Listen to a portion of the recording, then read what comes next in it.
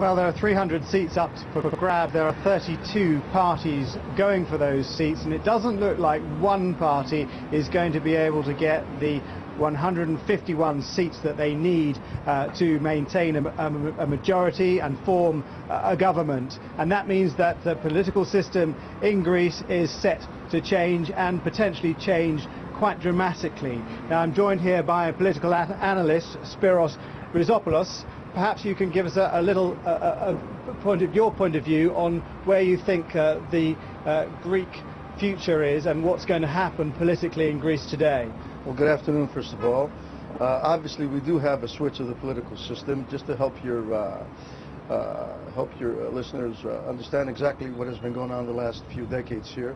We had a somewhat bipartisan political system with two main parties, one conservative, one leftist, switching power, most of the time not having a problem gathering the numbers they need in order to have a majority government.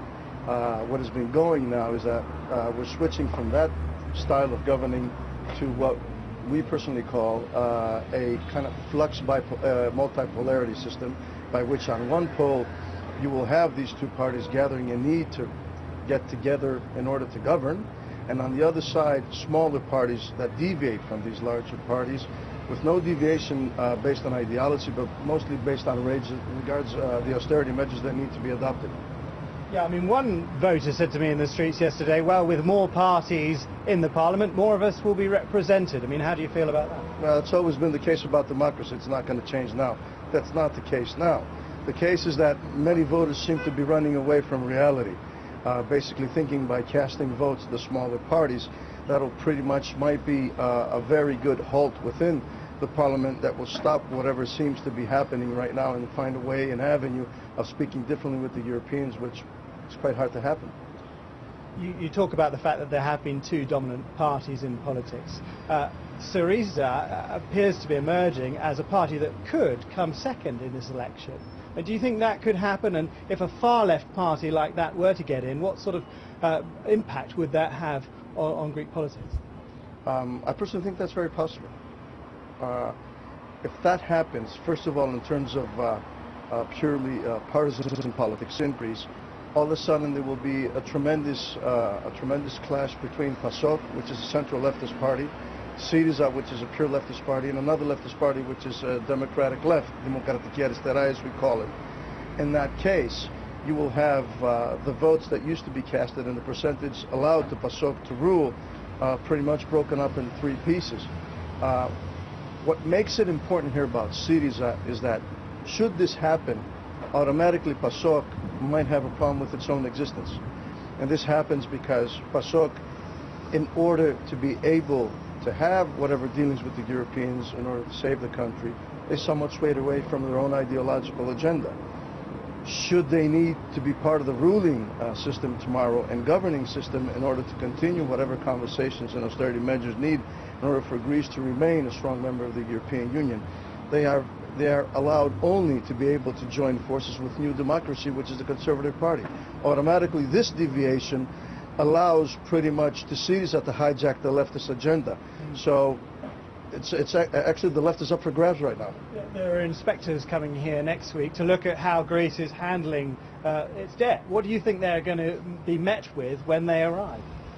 Well, first of all, one thing that we don't understand very well, and when I mean our political parties in Greece, is that we haven't quite been able to separate the reality of us having to fulfill our responsibilities regarding whatever deals we sign with the European Union and whatever's going on domestically in Greece. When they're going to come, they're going to want their money. That's the end of the day. That's the decision. They're going to want the austerity measures to be passed. They're going to ask the government, if we will have a government formed, hopefully we will, they're going to ask the new Prime Minister, they're going to want to follow up from the decisions made before the elections. The agenda's not going to change. That's going to be quite an experiment to see how it's going to be handled. Finally, you've got the Golden Dawn Party with the potential of getting seats for the first time. This is a very far right party. They've got some pretty radical policies. What's your feeling on that? Now, I have this very personal theory.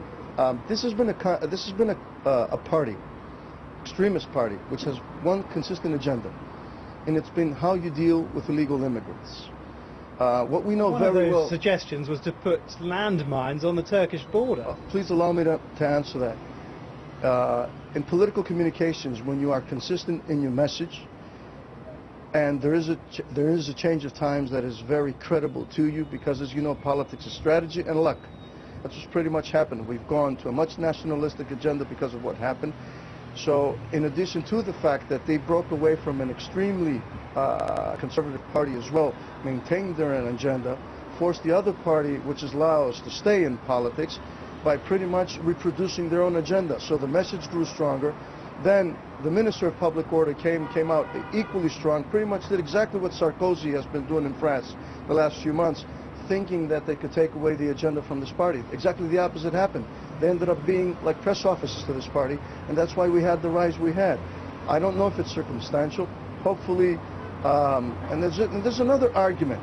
The argument is, well, do we want these people out of Parliament, protesting outside, being in the comfort zone of not having to make decisions, or at the end of the day, is it good for them to be in and being judged by these very extreme calls? I don't know yet.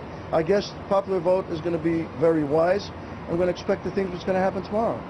Spyrus Ριζόπουλος, thank you very much for joining us. Well, the Greeks still voting, obviously, as we speak. We'll expect to get some exit polls at around about 5 p.m. UK time, but it does look like a very different Greek political landscape is lying ahead politically for this country, and potentially there could also be quite a lot of economic unrest as a result of that, and Europe and the markets will be watching to see what happens here today. And so, of course, will we. Jason, thank you.